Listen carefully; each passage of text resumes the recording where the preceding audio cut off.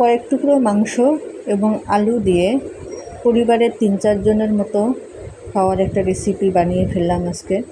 Hello everyone, আসসালামু আলাইকুম। আপনারা সবাই কেমন আছেন?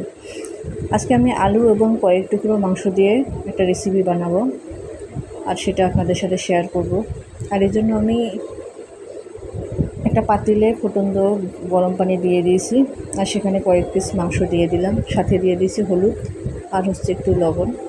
মাংসগুলো একটু ভাপ দিয়ে নিলাম, একটু নরম করে নিলাম আর কি। এখন এই যে এগুলো হয়ে গেছে মাংসগুলো, এগুলোকে আমি পাটার মধ্যে শিল দিয়ে একদম থেতলে নিচ্ছি। এই যে দেখেন, এইভাবে থেতলে নিচ্ছি কয়েক পিস মাংস, একদম যখন ঝুড়ি ঝুড়ি করে নিলাম। আর সাথে কেটে নিয়েছি কয়েকটা আলু। এখন আমি এই যে এখানে একটা প্যান বসাই দিয়েছি, প্যানের মধ্যে হলুদ, মরিচ, যাবতীয় মশলা দিয়ে দিয়েছি। মশলাটা এখন কষানো হয়ে যাচ্ছে, একদম ভাজা ভাজা করা যাবে না। আর এই জন্য আমি এখানে দিয়ে দিলাম একটু পানি, মশলার বাটা পানি। পাটার মধ্যে যে মশলা বাটা ছিল সেটার পানি দিয়ে দিলাম, যাতে মশলাটা পোড়া না লাগে। এখন এটাকে আমি ঢেকে দেবো কিছুক্ষণের জন্য। এই তো মশলাটা আমি এভাবে কষাই নিচ্ছি। এই এরকম যখন কষানো হয়ে যাবে, তেলটা উপরে, মশলার তেল উপরে উঠে যাবে, তখন এই যে শেষে রাখা মাংসটা দিয়ে দিলাম। মাংসটা এখন ভালো করে কষিয়ে নিচ্ছি। এটা খুবই ভালো একটা খাবার।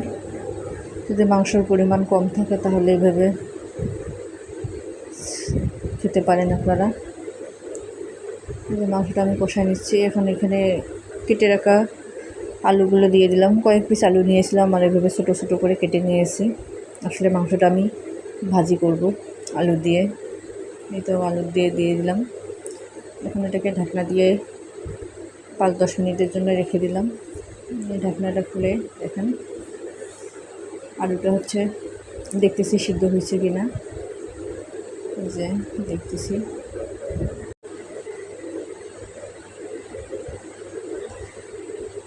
আরেকবার ঢাকনা খুলে দেখতেছি। দেখুন আলুটা সিদ্ধ হয়ে গেছে। খুবই মজার একটা খাবার। বেঁচে যাওয়া মাংস হোক কিংবা মাংসের পরিমাণ কম হলে এটা আপনারা বাসায় ট্রাই করতে পারেন। স্বাদ দ্বিগুণ হয়ে যায়। আর কয়েক পিস মাংস দিয়ে 3-4 জন খাওয়ার মতো উপযোগীয়। আলুটা সিদ্ধ হয়ে গেছে। এখন আমি একটু পানি দিয়ে দিলাম। যে দেখুন আলুটাকে একটু নেড়ে ছেড়ে দিলাম এইভাবে। দেখুন সুন্দরই লাগতেছে। তো কেমন হয়েছে অবশ্যই কমেন্ট করে জানাবেন। ফুল ভিডিও দেখলে কমেন্ট করবেন। এই তো হয়ে গেছে আমার